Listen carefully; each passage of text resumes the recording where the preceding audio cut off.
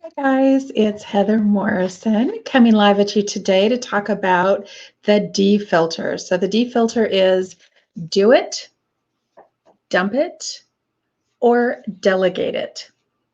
So we had talked a couple of days ago about your calendar and getting rid of your digital declutter and going through and the value of a dump list and all of those great things. However, dump lists are great, but you have to revisit them from time to time. So this is one of the ways to do that. When you're going through either what to put on your calendar initially, or when you're going back through your dump list, your brain dump list is what a lot of people call it.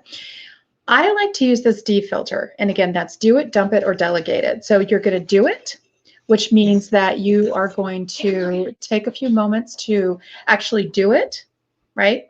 Pretty self-explanatory. You're going to dump it. Sounds like a scary prospect, right? It's not. I was going through and I was updating some things on my computer and all the stuff on my desktop. You know, when you save things, I do anyways. I save a million things to my desktop, videos to go back and read or to go back and to look through, screenshots, those kinds of things to my desktop. And I came back in and all of those things on my desktop were gone. And here's what I realized about all the things that were on my desktop. I didn't need all those things that were on my desktop anymore. It's amazing to me that I went back through and thought, what was really on there? I have no idea. But apparently at the time, I thought it was incredibly important, and it was not.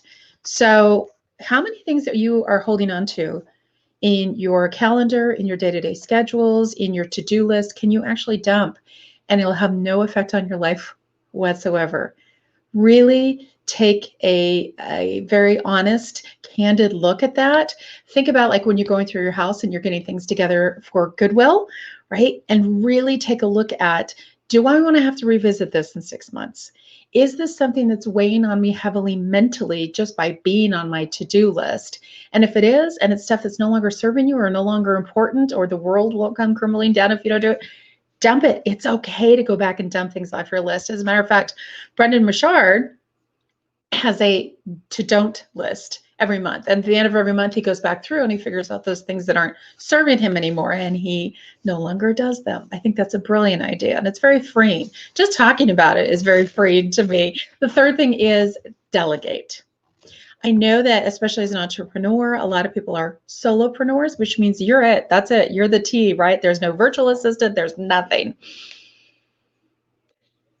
My recommendation is to really take a look at your calendar, really take a look at your budget and see if you can hire a virtual assistant. Now, having said that, you can get a virtual assistant for an hour a week, 4 hours a month for the cost of, you know, what you're not spending going out on movies and going to restaurants right now during this whole stay-at-home situation. There's never going to be a good time because we always sit down and think, well, I'll hire a VA as soon as I can afford to hire a VA. Well, chances are pretty good that you'll be able to hire a VA. Let me back up. When you hire a VA, it might be a little bit of a stretch at the very beginning, but that VA will allow you to free up your time to do things that are really money-making tasks, which means that you'll be able to afford that VA, right? So the more mundane or the more menial or the more, not even menial, but the more mini skill tasks, something that you can offload to somebody else, the more you have those off your plate and the more money producing activities that you can do, the more money you'll be bringing up, obviously, and then you'll be able to be truly able to afford that VA and even bump up his or her hours to help you out with even more stuff. So there's going to be, my point in that is that there's going to be a little bit of a stretch where you might feel a little bit uncomfortable for a while, like I can't hire this person, I really can't afford it. The faster you get into working with someone else, the faster you'll get a money flow into your business to be able to truly, in your mind's eye, afford that person. And then you can afford to bump that person up from 1 hour a week to 4 hours a week to, 40 hours a week, whatever your needs dictate. But I highly recommend somebody to delegate to. And there's also going to be that learning curve, right? Well, it's just easier. This is like when you're teaching your children, it's just easier for me to do it as opposed to taking 20 minutes to tell them how to do it, et cetera. This is the, feed a man or teach a man how to fish, right? There is going to be a learning curve. There is going to be a little bit of that downtime. But imagine how much time you're going to free up in the long run if you take 20 minutes now, or 2 hours now, or 2 days, or even 2 weeks to teach someone else how to do it, so you never have to do it again. Here's what I would recommend. When you're bringing a VA on board, have them, if you already haven't, have them document the process. Right? So that way, if this person leaves you, because VAs probably don't stick around forever, or something happens and that person's no longer with you, they've created something that's almost like a VA for dummies for your particular business.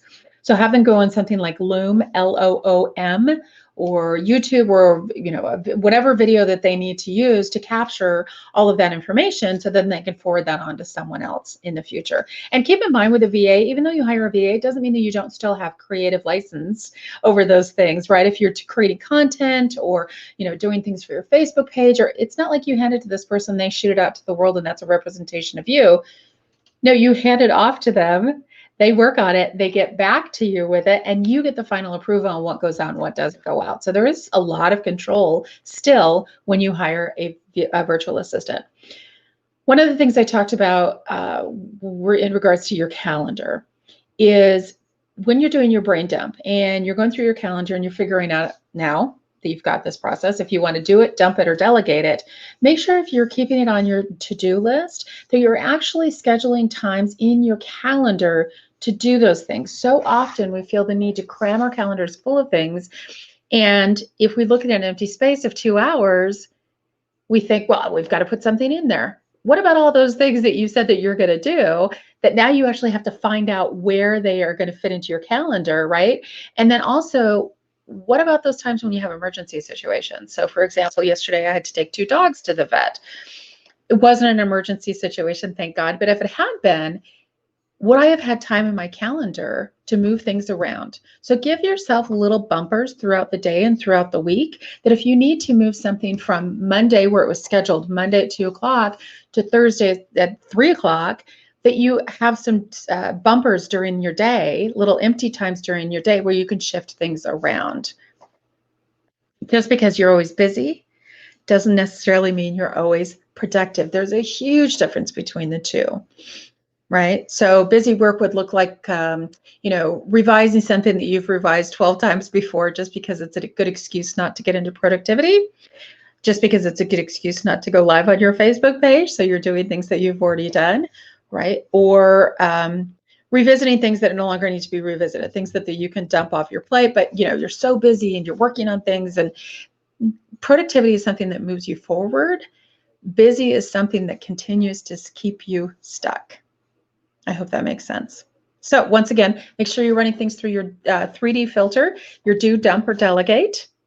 Make sure you're creating some empty pockets on your calendar so you can move stuff around, and make sure you're being productive and not just busy. I hope this has served you well, and have a great day. We'll see you later in Coach Fest. Bye.